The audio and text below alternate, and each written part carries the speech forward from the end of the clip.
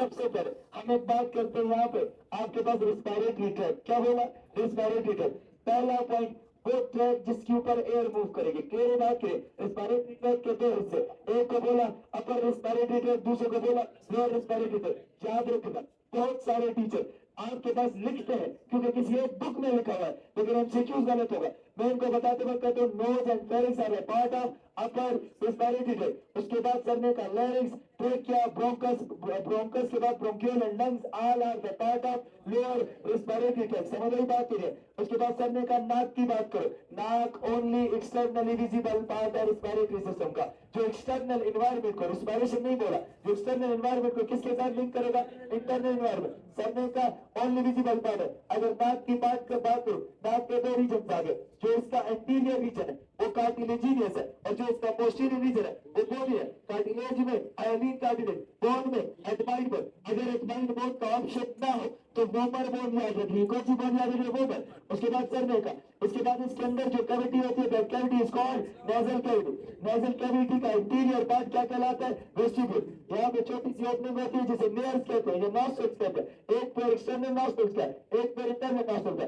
नाक को बीच में से स्प्लिट करने वाले सेक्टर का नाम नेजल सेक्टर। एमडीकेट में क्वेश्चन आएंगे, नेजल सेक्टर नेजल कैविटी को कितने हिस्सों में तकसीम कर देता है, दो हिस्सों में तकसीम कर देता है। अब सबसे इंपॉर्टेंट स्ट्रक्चर ये है, नाक का एपिथेलियम, नेजल एपिथेलियम। इसका दूसरा नाम ऑल्फैक्टरी एपिथेलियम, सूंघने की सलाहियत में मदद करता है। ये देखो सरने का, इसके साथ आपका सूंघने की सलाहियत कनेक्टेड होती है, तो इसका दूसरा नाम नेजल एपिथेलियम। तीसरा नाम ये किसको सेक्रीट करेगा, म्यूकस को, और म्यूकस की मदद से पैथोजन को ट्रैप करेगा। ये म्यूकस को सेक्रीट करेगा, म्यूकस से पैथोजन को ट्रैप करने के साथ एयर को मॉइस्ट करेगा। उसके बाद करने का दूसरा, इसके अंदर सीलिया होता है, सीलिया ट्यूबुलिन प्रोटीन से मिलकर बनता है, नॉन कैरेटिनाइज होता है, ये पैथोजन को ट्रैप करेगा। तीसरा, इसके अंदर नेजल हेयर्स होता है, नेजल हेयर का साइज जो होता है वो आपके पास लार्ज होता है, और कैरेटिन प्रोटीन होते हैं, ये भी पैथोजन को ट्रैप करता है। एमसीक्यूज याद रखना, there is no role of आपके पास hair nasal hair in terms of, हमने कहा sense of smell, sense of smell में इसका कोई रोल नहीं होता।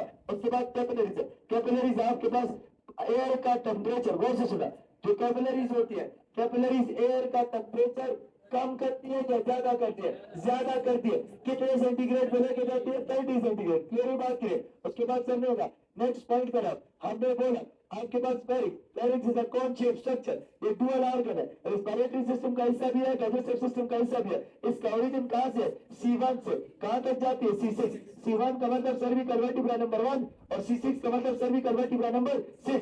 अब समझेगा इसका सबसे ऊपर वाला पार्ट यहाँ पे समझाएगा, इसका सबसे ऊपर वाला पार्ट नेजोफेरिंग, उससे नीचे ओरोफेरिंग, उससे नीचे हाइपोफेरिंग। प्रॉक्सिमल पार्ट का नाम, डिस्टल पार्ट का नाम, मोस्ट डायलेटेड पार्ट का नाम, आपके पास नर्वल पार्ट का नाम।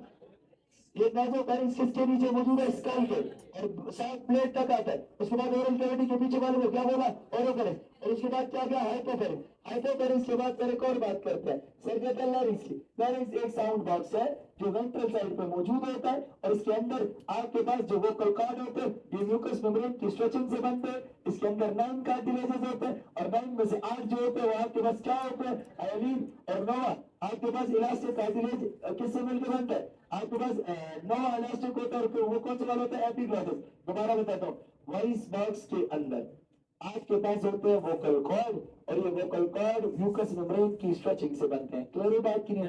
अब लास्ट आ जाओ, सरने का ट्रेकिया। ट्रेकिया के केस में लॉन्गेस्ट पार्ट होता है, विंड पाइप कहलाता है, लेंथ 10 to 11 सेंटीमीटर है, डायमीटर 2 से 2.5 सेंटीमीटर है। स्टार्ट क्रिकाइल कार्टिलेज से होता है, एंड करीना कार्टिलेज में होता है। इसके अंदर जो रिंग्स होती है, उन रिंग्स को हम लोग कौन सी रिंग्स कहते हैं, आपके पास